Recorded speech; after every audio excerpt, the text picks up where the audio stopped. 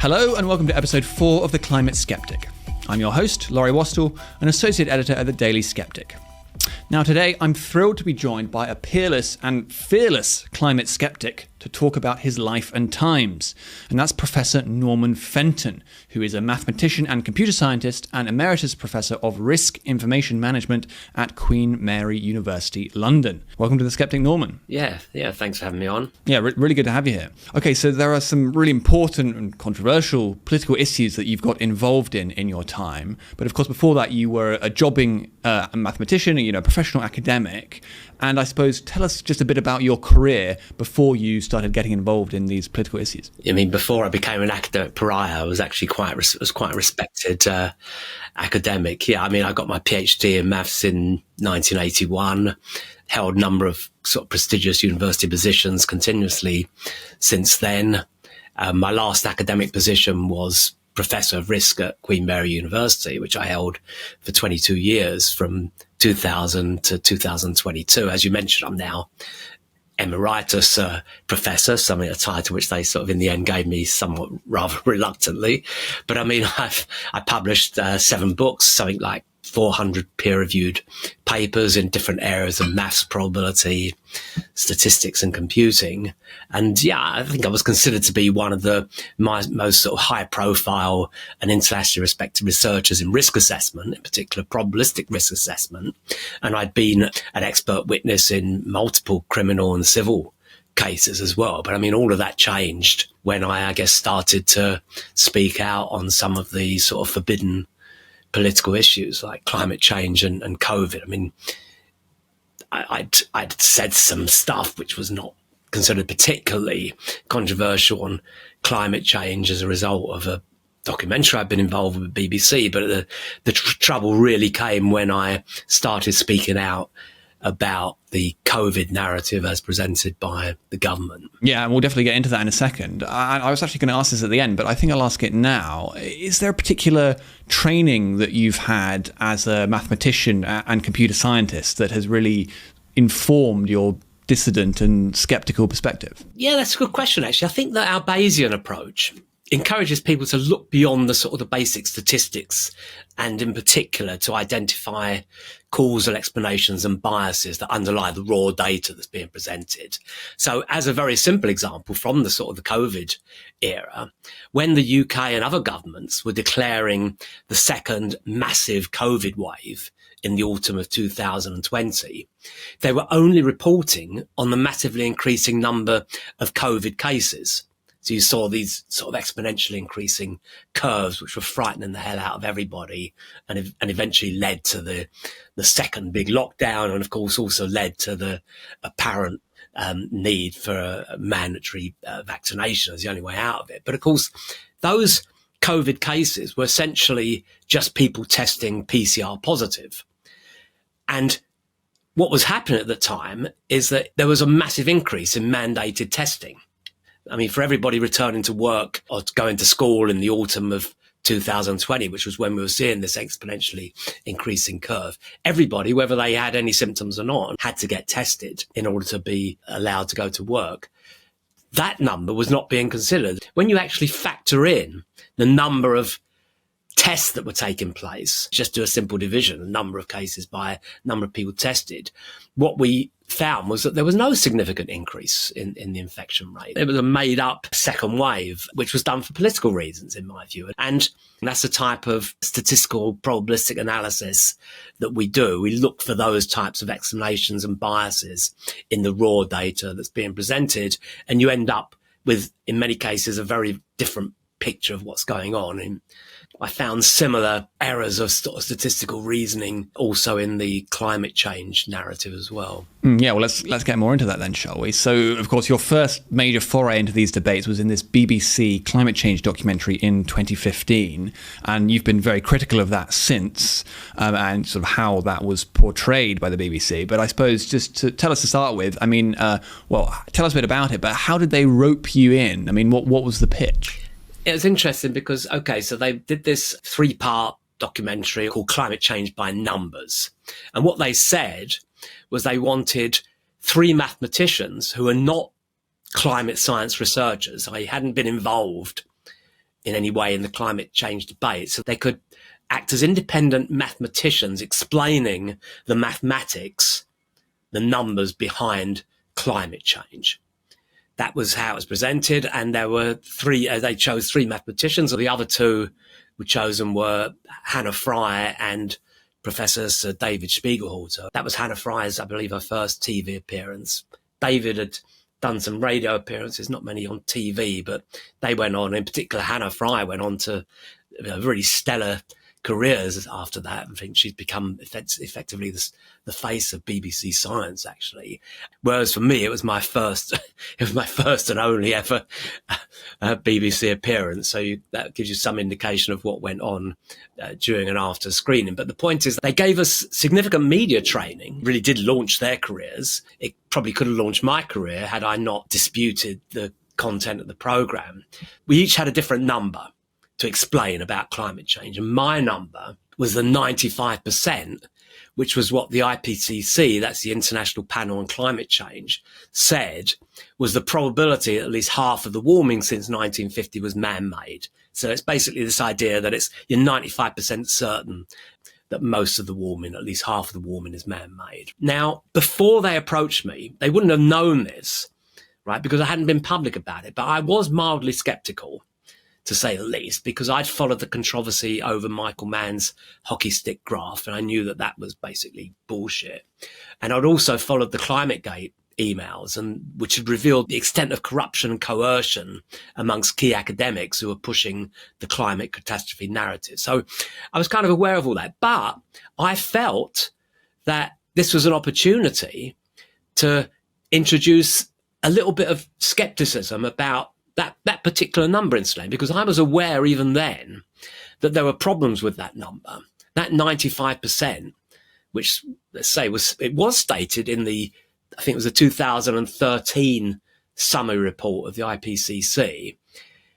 That figure was not backed up by anything in the main document. That was basically stated effectively for the politicians. It's a dramatic number. We're 95% confident about this. And in fact, if you look at what the models were saying in the detailed report, they weren't saying that at all. And it was a classic probabilistic fallacy to interpret what the models were saying to come to that conclusion about this 95% confident. And I actually thought that during the filming of the programme, I would be able to get across some of that, the doubts about that number, what was behind the number and why it maybe wasn't exactly what was being claimed in the summary report.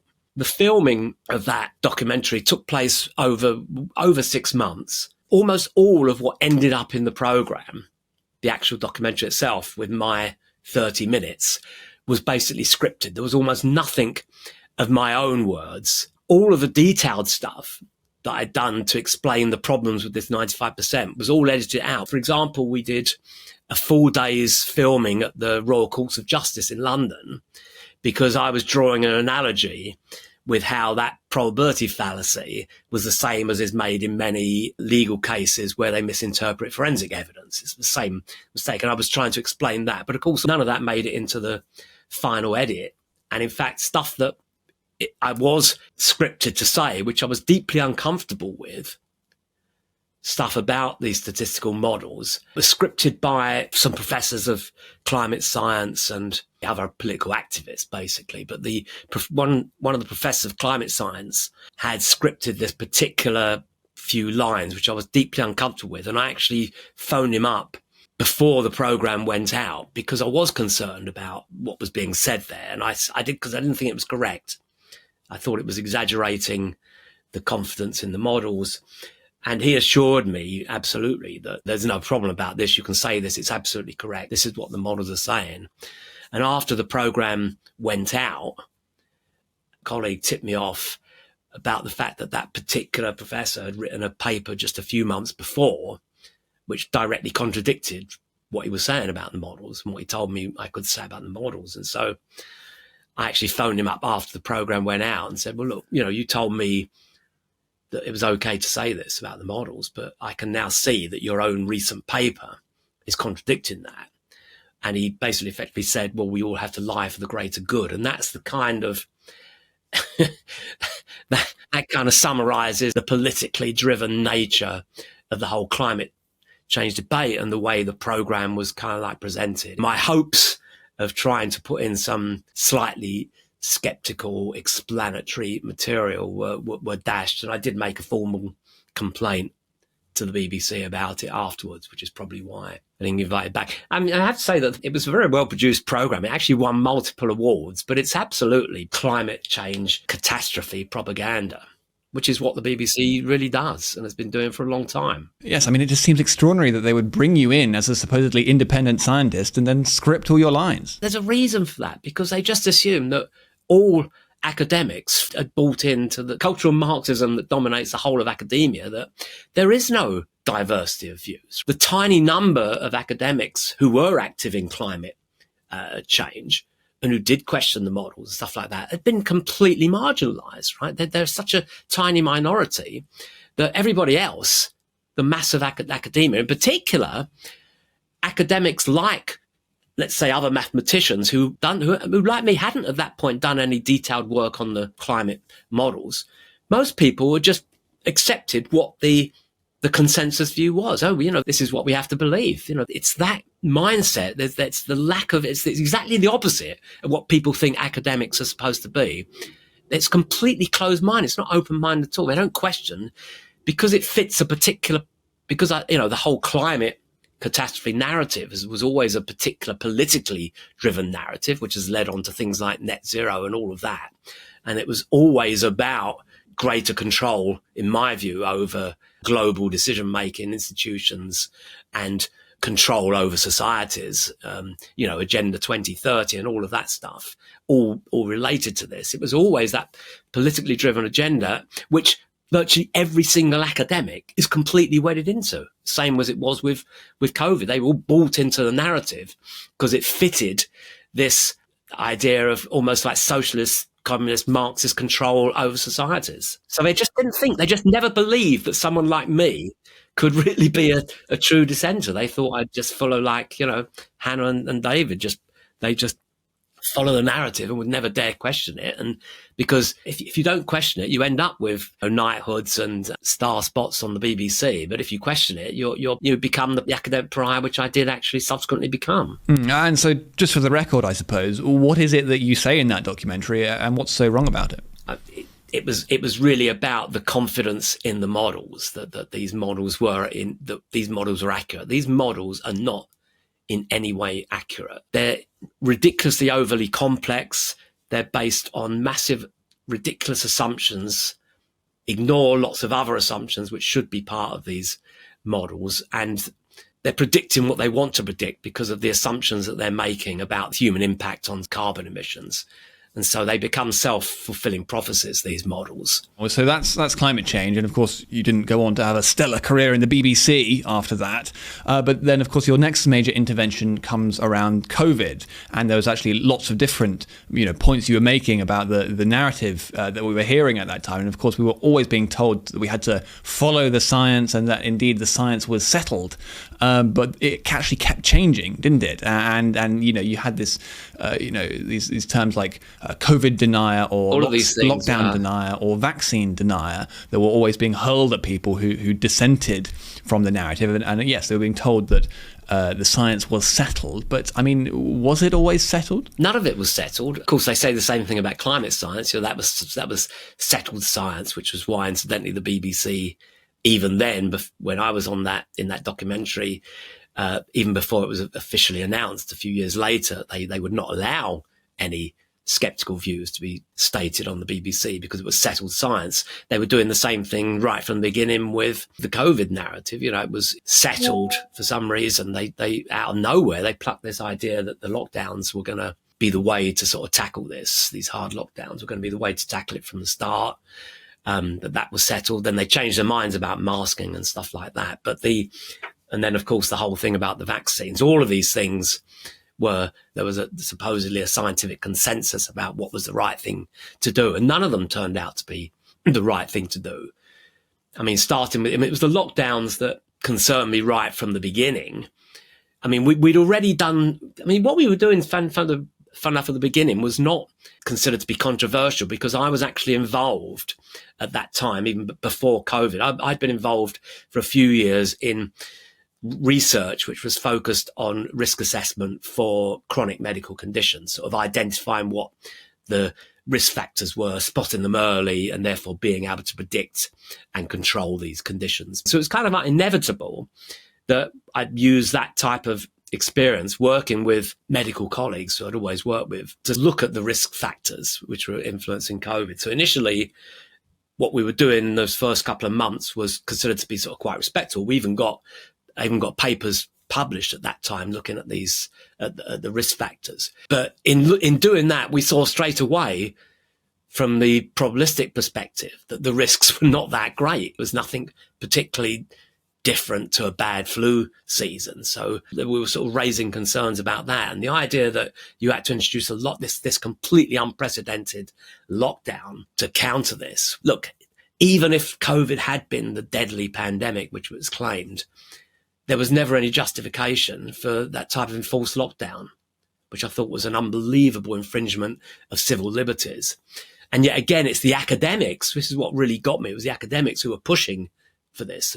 They were loving it. They were loving that lockdown, because they weren't affected like self-employed people or the people who had to go and work in supermarkets or deliver food and other stuff. They're not like that. They don't have no understanding of the mindset of people other than themselves. They were absolutely loving this, and they were saying things like, "We need to keep up lockdowns kind of like forever, this type of stuff forever, because look at the improvements to the environment. We're reducing carbon emissions, so this is good for the climate. The COVID lockdowns are always going to be the precursor for climate lockdowns." And essentially, with all the stuff on 15-minute cities, which it was always there then, but it's become quite prominent since, that is essentially what they were always arguing for. So I always thought it was politically driven. There was no science behind any of that. And there was no science behind any of the claims that were being made about COVID. And I suppose just remind us on a few more of your interventions on COVID then, and those issues that you were taking up. What were some of those that really attracted the most heat? So the first was, funnily enough, what I was mentioning before about the example with the second wave. So going into autumn, they were creating this illusion, which is what it was, of this absolutely massive second wave, which was claiming essentially it was like 10 times greater than the first wave in February and March of 2020. In fact, there's no real evidence that there was a wave even then, and there certainly wasn't evidence that there was a wave, this massive 10 times greater wave in 2020. So as soon as I started to point that out, that's when the attacks really began. So late summer of 2020, I was pointing out that these data were not telling the full story. They were creating an illusion, which I always suspected was going to be the justification for further lockdowns and vaccine mandates, which I was really concerned about. This was when I got the attention of the MOD's 77th Brigade and their Twitter following, which was called the sort of the Mutton Crew. And I got viciously attacked. I was called a fraud. I was called a liar. All kinds of Twitter storms were directed against me, and in particular were directed against my position at Queen Mary, because people were saying, how can you have this nutcase, this conspiracy theorist spreading these lies about COVID in your institution? How can you be a professor? You need to sack him. And those calls got greater after I came out very, very early on, warning about the fact that the vaccines were not the safe and effective treatment that was being claimed. We were raising concerns about that in the very first weeks of the mass vaccination program, the end of 2020, beginning of 2021. All of the research we were doing at that point, and we were trying to get this stuff published, it was being rejected without review. We couldn't even get stuff onto preprint servers. It was only one, like ResearchGate, that we were able to get stuff out at all. And those papers did get, actually, fun enough, quite widely read, but they came under, of course, vicious attack. And that was the start also of being ostracized by fellow academics, including people I was working on, and I say on that medical risk assessment stuff. Some academics were withdrawing their names, refusing to be named on papers, which had nothing to do with COVID, which to do with these other chronic medical conditions that we were investigating at the time. So academic and medical colleagues were withdrawing their names from that. I was removed from grant proposals at the time. And so I realized then that my academic career was basically, was finished, because just having my name associated with any academic research or project was considered to be unacceptable. It was persona non grata. Say I'd become a complete academic pariah. And just to get a bit specific for a moment, I know there's a particular way of using probabilistic statistics to show that actually the claims of vaccine efficacy are significantly exaggerated. Could you just explain that for us briefly? I mean, because it's quite ingenious, I thought. Yes, when they were claiming this 95% efficacy of the vaccine, it was based on a number of tricks, the most obvious of which was to classify anybody who was tested positive for COVID within 21 days of the vaccine was classified as unvaccinated. And if you do that, even for a placebo vaccine, or even actually a negative efficacy vaccine, if you classify those within that period, shortly after vaccination, as unvaccinated, you will inevitably get the statistical illusion of very high efficacy for the first 12 weeks or so. And then it goes down, at which point they argue, okay, you now need the booster. It's just a statistical illusion. There was a disproportionately higher number of people who did test positive for COVID within the first 3 weeks of vaccination. So it's inevitable that you're going to create that illusion of efficacy if you count those people as unvaccinated. Okay, and so it was for basic but really narrative destroying observations like this that you were increasingly coming under professional pressure and also government pressure in some ways. Yeah, I went on a lot of podcasts and webinars and stuff like that, and gave talks about this, and it got quite a lot of attention. But of course, it got the negative attention from those people who were promoting the official narrative, who controlled all of the mainstream media and who controlled the entirety of academia. So on the rare occasions where I did get invited to give a seminar about this, even to my own, I used to speak regularly, for example, to our medical school at Queen Mary, and I used to talk about these issues of probabilistic risk assessment for chronic medical conditions, and that's the stuff I spoke about. But I basically not only didn't get invited to speak there anymore, but on for example, the one occasion after I'd spoken out, when I was invited to speak, the event got cancelled at the last minute because they said they couldn't have someone like me, who was a conspiracy theorist, speak to their staff. So I got cancelled from my own institution. I never got any support from Queen Mary for the attacks that were being made against me as well by members of the public and the Mutton crew online, all that, calling for my dismissal. In fact, on the contrary, I would get emails from our HR department saying I needed to respond to this and this complaint about me. And I'd made very clear why there was no substance to these. These were completely defamatory without any substance. And I actually asked in the end, when this got kind of overwhelming, I asked the HR people at Queen Mary to make a public statement saying that they weren't going to entertain these accusations against me. They weren't going to take them serious anymore. But they refused to make any public statement in support of me. They just kept pushing these reports at me, which was why in the end, although I had other personal reasons, in 2022, I felt that I had to retire from Queen Mary. I'd also had, prior to that, I was teaching a mandatory master's module on risk assessment. Again, nothing to do with COVID. And this was a module to 300 students, and it was mandatory. And yet a group of students went to the head of school and said they refused to do the module because this conspiracy theory guy was teaching it. And again, I didn't get any support over that. I was kind of told I had to basically change my views. It's just disgraceful. I mean, honestly, I really do feel for you here because, it's so important that these scientific institutions have the space for people to give an alternative viewpoint and to stick to it and not to be run out of there for political reasons. Yeah, but I mean, so of course it's a few years later now, and well, I just looking back to it, I mean, how disappointing was that, and how angry were you at how they treated you? Yeah, I was very angry, but it didn't come as a surprise because I'd known from what had happened to the very small number of people who'd worked in climate science. I knew how they'd been ostracized from academia and basically been unpersoned. And so it wasn't a surprise. This is how academics work. The cultural Marxism and this complete narrow view and reluctance to accept alternative views to what they consider to be the settled science is endemic in academia. It's this is academia. I mean, and unfortunately, it's academics who influence them. In the case of COVID, it was these types of people, these sort of cultural Marxists, who were the people on the government SAGE committee, for example. I mean, there was a self-declared communist who was leading the sort of behavioural change stuff, the Project Fear stuff. These people were appointed by a supposedly conservative government. So that gives you an indication of the extent of the penetration of the cultural Marxism goes from the universities into all of the other institutions. Of course, they train the next generation of lawyers, politicians, and media people. And so you get that this is why we've got this situation about where you get a particular narrative.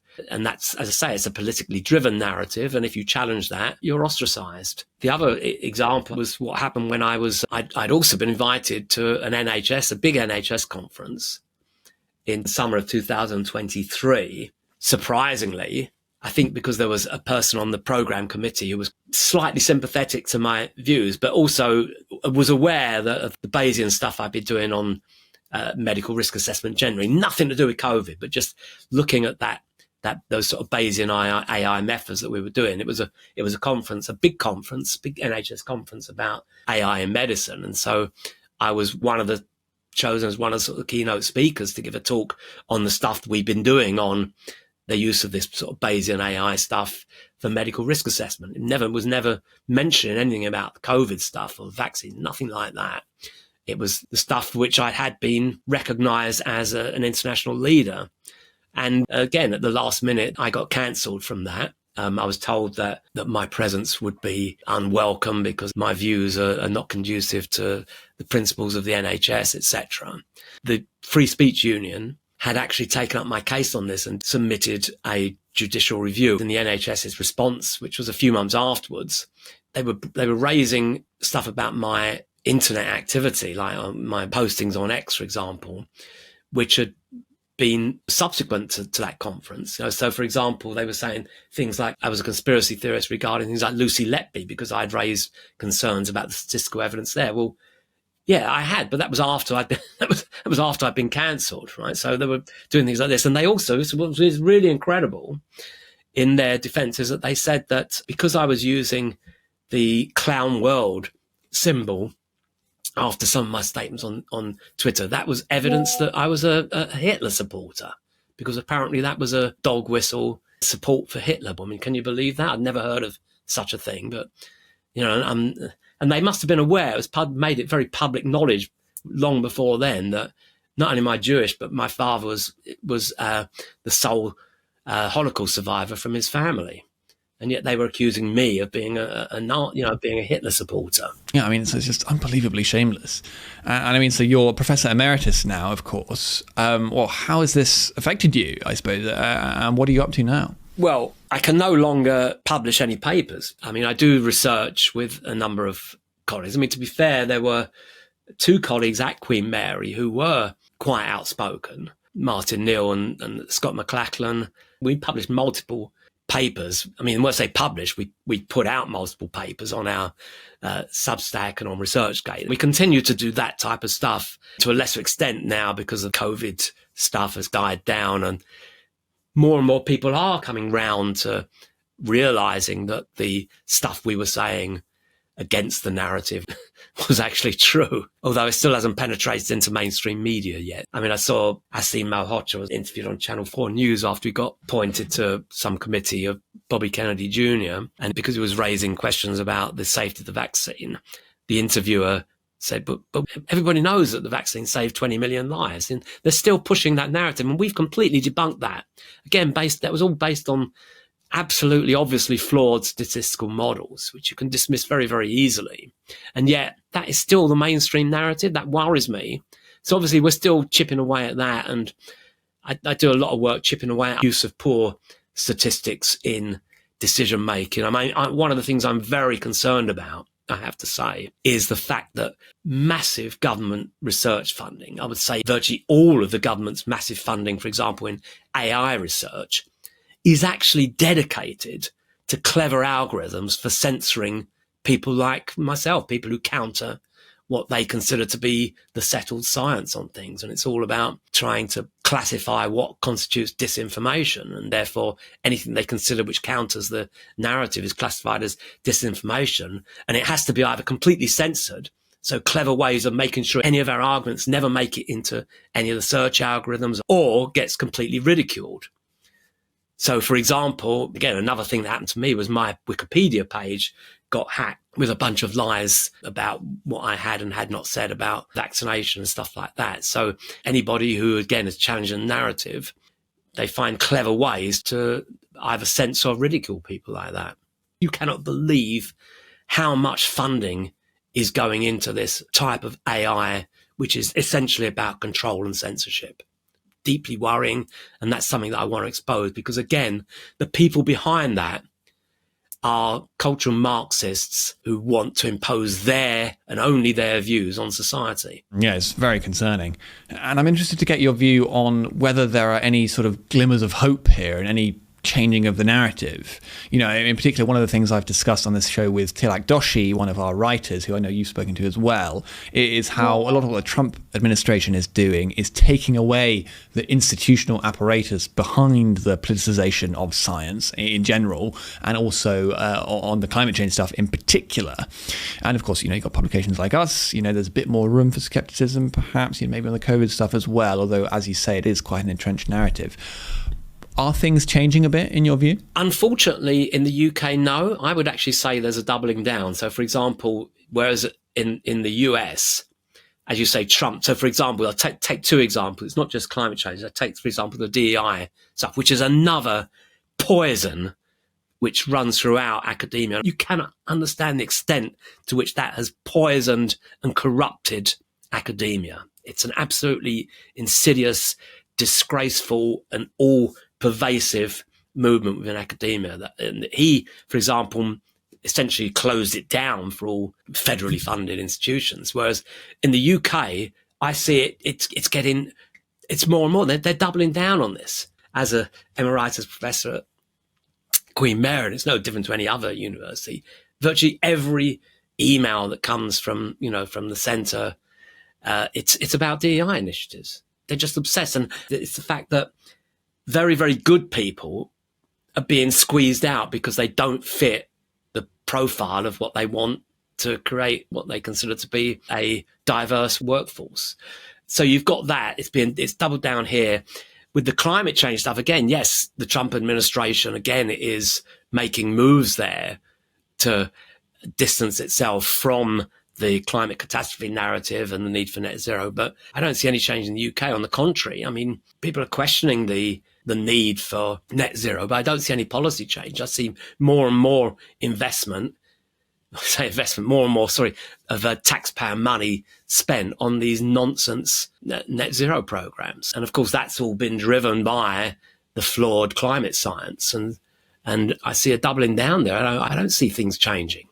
You know, again, it's the move towards 15-minute cities and all of that stuff, and Agenda 2030. It's just steamrolling ahead.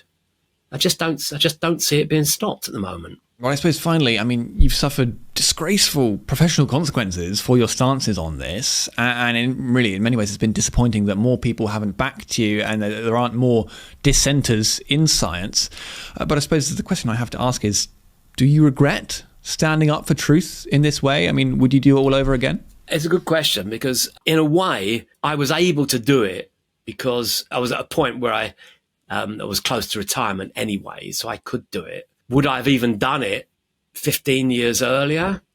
I mean, possibly not. I mean, I say I was skeptical about the climate change narrative even before I did the BBC programme, but I was very sort of muted in my public skepticism about that. It was insufficient to attract the attention.